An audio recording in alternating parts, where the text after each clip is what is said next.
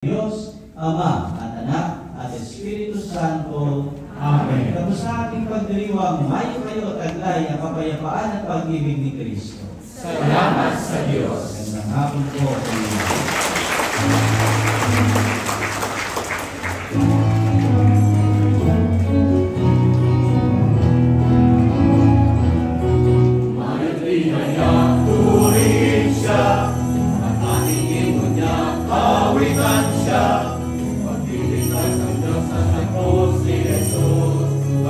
Sa mundo